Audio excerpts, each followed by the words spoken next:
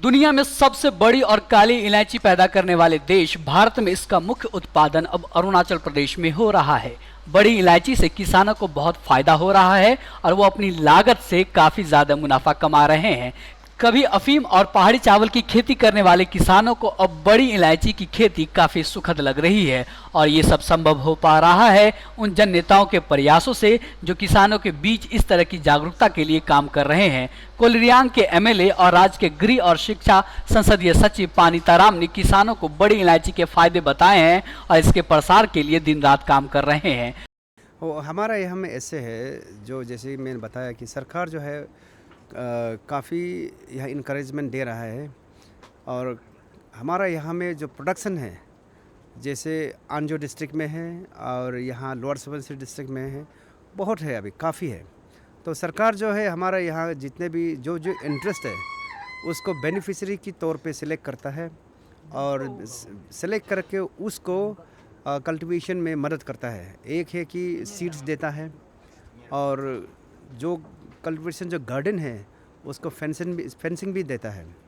तो इस तरह हमारा यहाँ का लोग जो है कार्डमम गार्डन में काफ़ी वो लोग भी उत्साह रखता है, इंटरेस्ट रखता है और प्रॉफिट भी ज़्यादा मिलता है।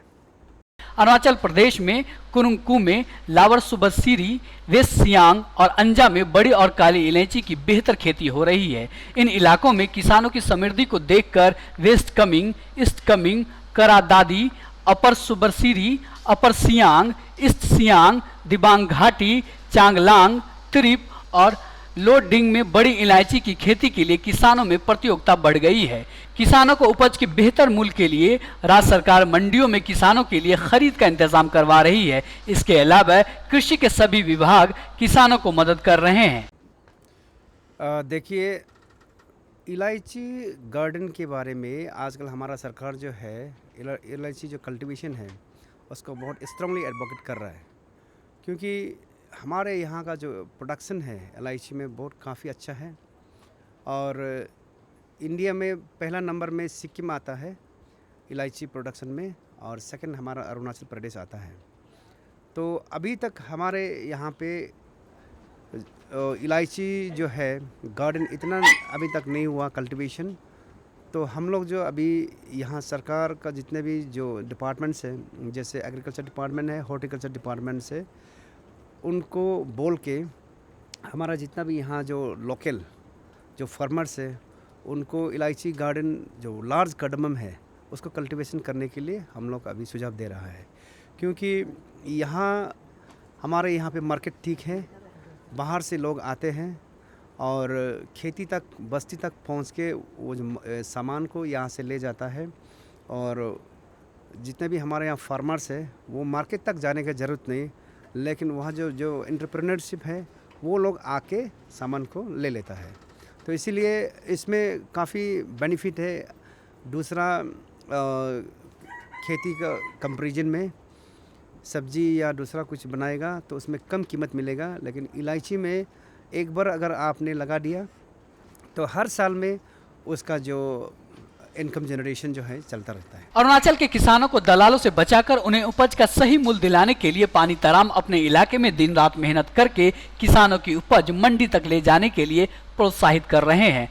देखिए, अभी इसके लिए सरकार जो स्टेप उठा रहा है, क्योंकि सरकार जो है डायरेक्ट फार्मर्स से कांटेक्ट करेगा ताकि जो कुछ रेवेन्यू होता है वो सरकार को ही मिलेगा। वैसे अभी तक हम लोग जो है सरकार में ये कार्डमम गार्डन और एग्रीकल्चर प्रोडक्ट का अभी तक तो ये रेवेन्यू या टैक्स कलेक्शन नहीं करता है, लेकिन जो बाहर से आता है कोई अगर कुछ एग्रीकल्चर जो प्रोडक्ट या हॉर्टिकल्चर जो प्रोडक्ट है बाहर आउट ऑफ स्टेट से आएगा तो उसके ऊपर टैक्स लागू किया जाता है।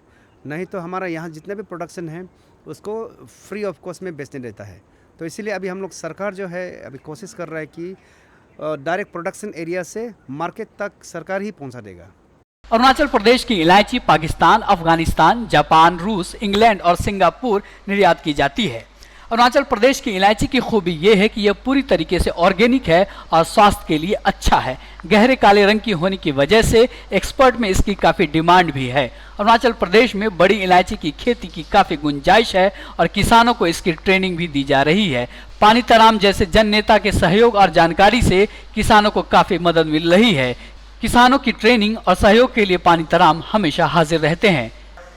Bureau report ANN।